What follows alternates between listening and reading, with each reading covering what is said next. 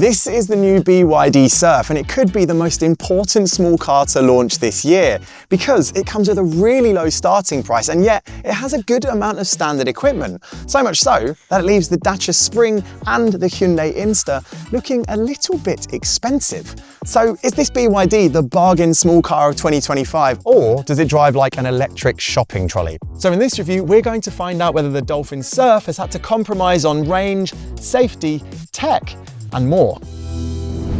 Now, before we find out whether a 6'3" Ben can fit inside this small car, I want to quickly talk to you about its design. Now remember, this car starts from a fair bit more than the Dacia Spring, but it's much cheaper than the Hyundai Inster. So you might think design quality would be somewhere in the middle, but I actually think it looks just as good as the more expensive car. It's got a more aggressive look than cutesy, and the lights as well look bang up to date.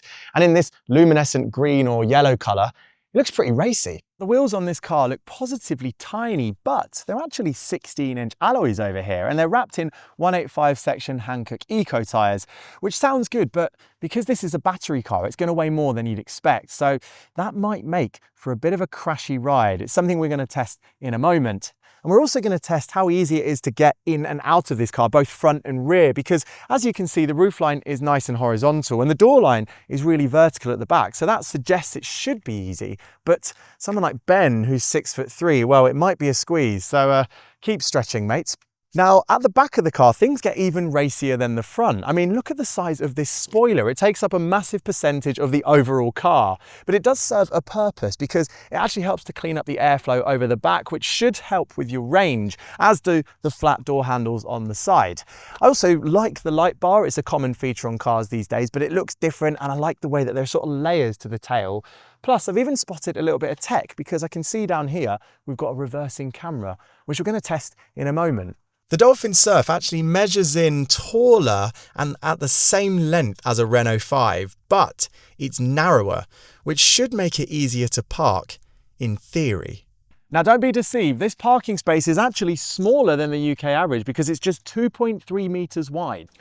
So what we're going to test is not just how easy it is to get the car into this smaller than average space, but also how good the camera tech is and visibility. These mirrors, by the way, are tiny, so the visibility out of them is okay, but the camera tech is really where it's at because this is a small, cheap car, but I've got a 360 view and the camera definition is fantastic, like really, really sharp, really, really good for this price point at least. And the other thing I love, which is not guaranteed in cars of this class, is the fact that you don't have to come to a complete stop to change from drive to reverse. So it makes life much easier. I've got parking sensors as well. That was very easy to get into the space, and the camera tech is really, really good. Normally, a low-cost car would come with low-cost tech and slow tech at that. So this is our Bluetooth test where we're going to see how quickly my phone connects to the screen and how quickly CarPlay fires up so I can use the sat-nav. So let's do this. We're doing our traditional Le Mans style start. Right, off we go now. I'm unlocking the car manually to give it the benefit of the doubt. Let's jump in, press the start button, phone down on the wireless charging mat of this car. And now the screens are fine. I've got a bit of a starting sequence. Phone is connected, that bodes well. Scroll over. Oh my God, that was rapid time. That was really quick. I mean, I think my phone is the hesitancy here, but we are currently staring at a loading Waze screen, but it's probably my phone. That was quick. You probably saw how easy it was for me to get in the front of the car, and that's because it's tall. And look, this is a really wide opening here. But of course, in a city car, the biggest challenge is getting into the back, which is why we brought along our resident 6'3". So Ben, this is your moment that you've been preparing for. Thank you, Sam. Right. Oh. Tell you what, first impressions, this is really good.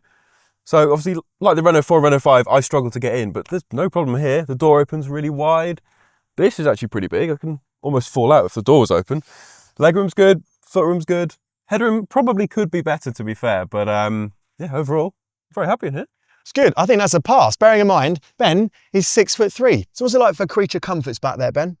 Well, to be honest, it's quite basic. I've got electric window switches on either side. There's Isofix if you need it. There's little hooks up there. And there's a bit of storage down there. But overall, yeah, quite simple.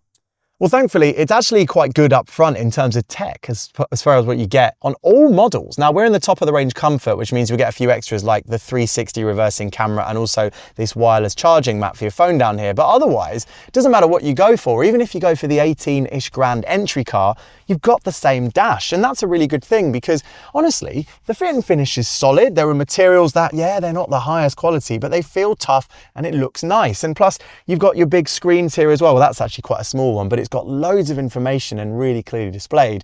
And this one, it's all right. I mean, it's quick to connect to my phone and look, it's quick to use as well. It's quite smartphone in its reactivity. If there's a negative, it's that the climate control are these little fiddly buttons down here on screen as well, which is annoying. But BYD has sort of fought back with a slightly useful thing. And that is if you get your 3 fingers like this and you swipe down, you can adjust the temperature. And then with the same motion, but to the side, you can adjust the fan speed. So that's quite good. You could be driving along, not looking at the screen and just doing that nice and quickly. It's all right. Otherwise though, you've got a few buttons here. They're kind of push and rotate to use, but they're useful for changing your drive mode, for example. And you've got some buttons on your steering wheel for your media and also for your driver assistance features, of which you get a surprising amount as standard. Also, you've got a lot of storage space down here, underneath here. You've got your cup holders in here and the door pockets are there, although they are quite slim. Glove box isn't too shabby either. So overall, this is a surprisingly kitted and I think usable front interior. Oh, and if you're wondering, electric seats aren't just standard on this top of the range comfort, they're also standard on the middle of the range boost. Now, with that space in the interior, obviously that has come at the cost of boot space. And before I show you how much space there is, I want to call out that there is a button down here that is tiny and it's in a place that's likely to get quite dirty in the winter. So that's a minor negative. But thankfully, while we don't have a powered tailgate, which is acceptable at this price range, the boot is actually quite light. The struts really lift it up for you. And when you look inside, there's a surprising amount of room. We've been really pleasantly surprised, not only about the size of space up here, but also the underfloor storage as well, because you can hide away all your charge cables. And if you don't need to take them on your journey, well, then it just clears up loads more storage space. In fact, not only is this boot on par with the Dacia Spring, but it's also comparable to the e-Corsa or the E208. And those are much more expensive electric cars. And if you want to lower the seats down, well, it's easy to do that. You literally just pull this over here and drop them down. If there's a negative, it's that when you fold them back up, this seat belt does like to get tangled behind the seat, so you have to hold it out of way to click it back in. But overall, I mean, look, you can't complain about this space for such a small car, and I'll show you with Jamil's aeroplane carry-on bag. It fits very easily into here. Does it fit this way? Not quite, but you know, you could tuck it up there and have loads more room. I'm genuinely pleasantly surprised by the space in here. And before you ask, there is no storage space under the nose, despite the fact there being actual space. Why didn't they put an optional boot in there?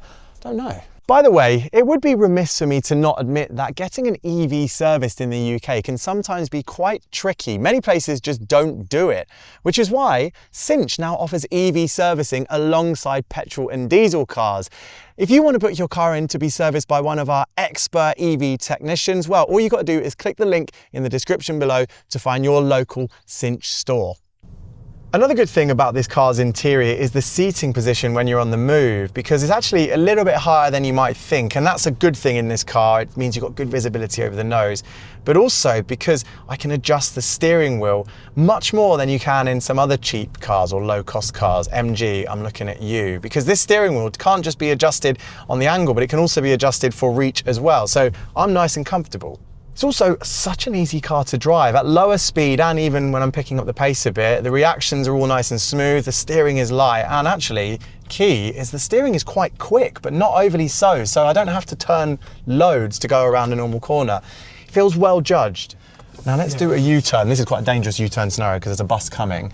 Turning circle is okay, although it's not, you know, not the best I've experienced, but it's pretty good. And actually you can get, because it's quite a short wheelbase, you can do almost a turn in the road on a normal road section here without needing to reverse. So it's good for city drivers. The ride as well is actually very impressive. I mean, I thought it was going to be crashy because of those small little dinky tires, but I'm on a bumpy road here and there are some pretty substantial speed humps as well. And the car isn't, okay, not completely cloud-like, but over the bigger bumps and over some of the cracks, you barely notice them at all. It feels really cushioned, it's nice and soft, it feels like the priority is on comfort, and I think that is right for a car that's going to live in a bumpy UK city. Regen is another important thing in a city car, and thankfully the BYD Surf Dolphin does have adjustable regen, but you have to go into the menus to do that. It means you have to go into that and find quite a small button to turn it from normal to high regen. And even when you do that, it doesn't go into full one pedal driving mode. I mean, I can demonstrate on this very light decline here that we're only slowing down a little bit. So it does mean you can't fully one pedal drive, but it is at least okay. City cars have also got to be nippy because traffic is aggressive. So let's see how quick this gets off the line. Right, I'm foot to the floor. It's pretty smooth accelerating. This is the Comfort. So we actually have over 190 horsepower, which is over 100 horsepower more than you get in the smaller batteried cars. It is nippy enough, but this is in no way a quick feeling car. If there's a complaint, it's that the brake pedal is a little bit on the spongy side if you brake a little bit harder, but because the brakes actually feel completely up to the job and because you've got a little bit of regen to help you, it's not something I think you'd really experience in normal circumstances. Honestly, overall, driving this in a city and even on slightly faster suburban roads, it's a really impressive car. It feels good quality. As for range, during our urban and suburban drive, we saw 3.8 miles per kilowatt hour, equating to a real-world range of 164 miles. That's okay for city life, but it is 28 miles less than is claimed for this top-spec car, leaving the Hyundai Inster to rank best in class for range. But the Hyundai is much pricier, and even if the BYD can only do 164 miles, it's still comfortably above what the lower-cost Dacia Spring offers. Plus, a quick charge to 80% on an 85 kilowatt plug takes just 30 minutes. And while we don't yet have crash safety figures for the Dolphin Surf, or Surf as I prefer to call it, we are expecting it to score pretty well because BYD has a very good track record in this area. So if this is as safe as we think it will be, and it's as nice to live with and to drive as we've shown today, well, this could very well be the best value small car on the market. You know what? I've been pleasantly surprised, but if you need a car that's a little bit taller, well, there is a fantastic alternative from Citroën called the EC3, and I think it might be even more comfortable than this BYD.